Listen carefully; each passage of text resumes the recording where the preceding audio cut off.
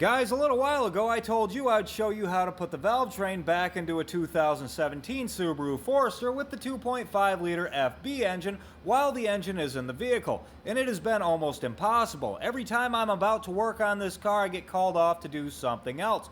Then as I was recording me working on this car, half the video was deleted. So I'm just going to show you what I can right now.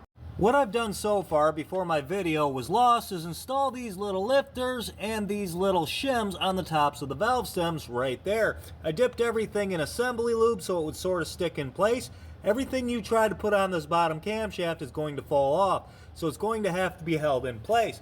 Next, what I'm going to do is lay the rocker arms over top of these lifters right here and hold them in place with my fingers like this while I install the camshaft with my other hand from underneath. That's going to be hard to record. Okay, doing our best to get some sort of image of this without my hands getting in the way. That's how I'm holding the rocker arms in place. And it's just the back too. Don't touch the front ones yet. Now I'm going to install this camshaft like such to hold it in place. Trust me, this isn't as hard as I'm making it look. It's just trying to record it that makes it so difficult. I'm just going to turn it to that position there. Now I'm going to install this bearing. Remember to make sure that everything's coated in a nice film of assembly lube before you try this, because you really don't want to be trying to lube everything up as you're putting it together. But I'm just going to spin these bolts in here. I know you can't see it because my hand's in the way, but this is literally the best I can offer you at this point. That bearing in there.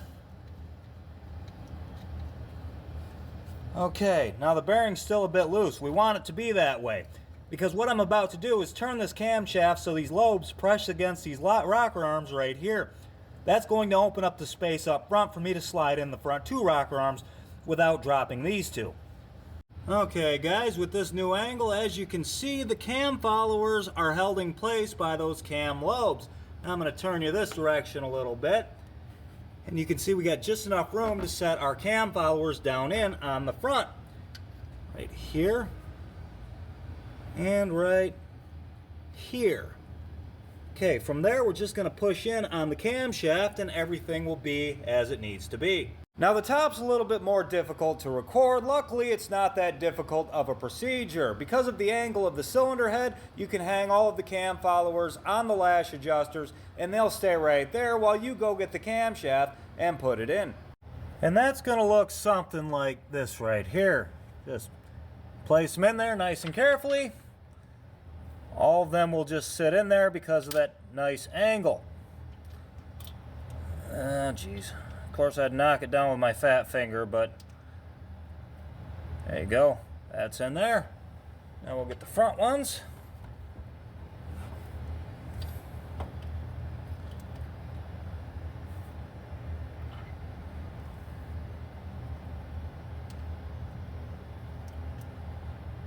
Now I'm going to go get the camshaft.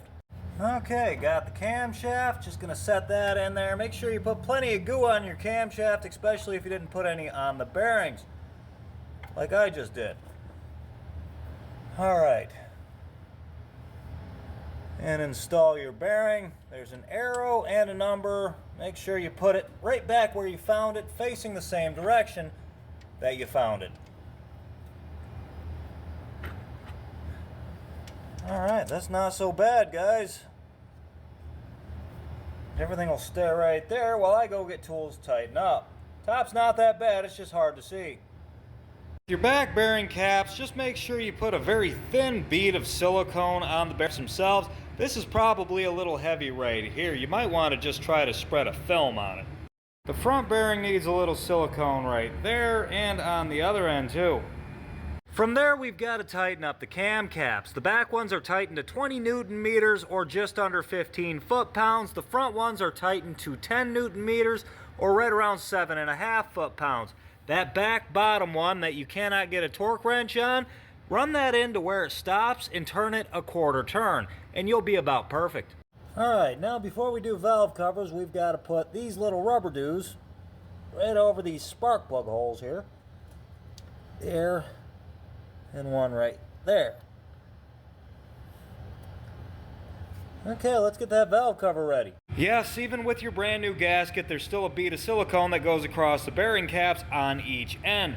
When you put the silicone over the gasket, make sure you put it to the outside of the lip that goes down the center of the gasket. That'll make it less likely for silicone to clump up inside of the valve cover and break off and get in your oil system and stuff.